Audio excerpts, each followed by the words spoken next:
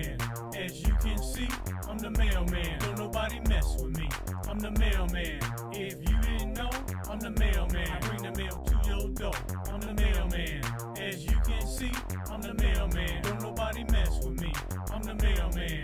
If you didn't know, I'm the mailman. I bring the mail to your door.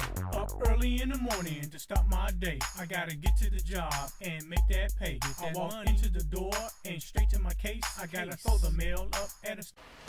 Alright, so this is the next project I was working on. It's called an Arado 196. I hope I'm pronouncing it right.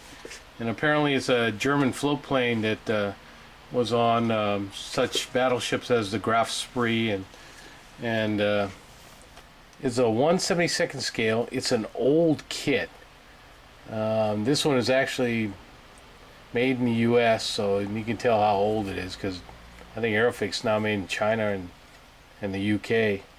I got this free from one of the guys in the modeling club. It's 1/72nd scale, so it's itty bitty again. It already been partially started. Some of the pieces are missing. Like I don't have either one of the crew members; they're gone. But no big deal. I was gonna make it static anyways. So it's a pretty neat aircraft, and I'm doing one of those rainy day builds, even though it's like 90 degrees here in Washington, drier than anything we've ever seen in a long time, and the whole state's burning up because of it.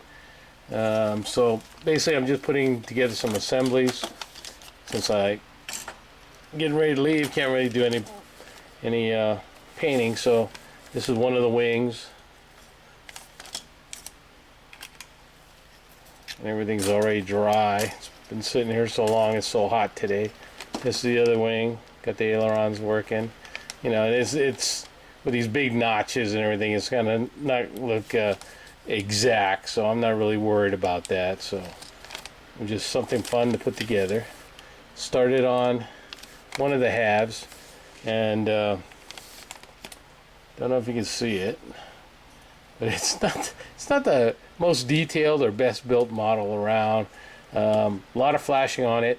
Trying to get this dash in, I had to sand like heck to get it in the other side. And most of these things, the bulkhead and whatnot, they're just weird placement on these pins and whatnot, and there's a lot of flash. This thing is molded really funny. I mean, there's just, it's like you can see places where it was liquid and it just like oozed everywhere. Looks like somebody spilled glue on it, and it's not.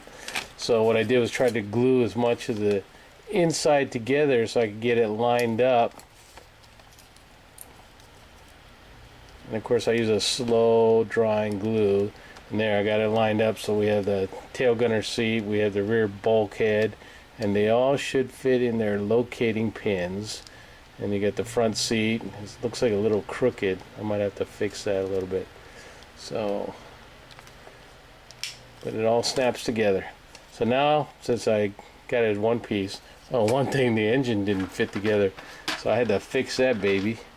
That and the let's see where I put the pieces. Oops, sorry, got you out of focus. Hold on one sec. So like I was saying, some of these pieces don't fit together. This the engine I've got stuffed in there. I haven't glued it in yet, but it had these legs sticking out maybe a 1/4 inch here, and I thought they were part of the model. They were so thick I actually had to cut it away because this cowling, and it's got a notch there and it's supposed to have a notch there, it's supposed to fit like this, and it does. So it's not glued in. I'm gonna take it apart so I can get the paint the engine, the jugs on the engine, get the propeller. Had to drill out the hole for this propeller, but it spins really good now, so I just blow on it and it'll spin. So I got that done. This is the machine gun, very simplistic as you can see, very tiny as you can see. I'm gonna paint that out. The little 100-pound bombs, that's really itty bitty. So try not to lose all the parts, I mean, because they're very tiny. So that's what I've been doing so far. Here's the pontoons, and got the rudder on it, I guess you want to call it. Don't know if you can see it.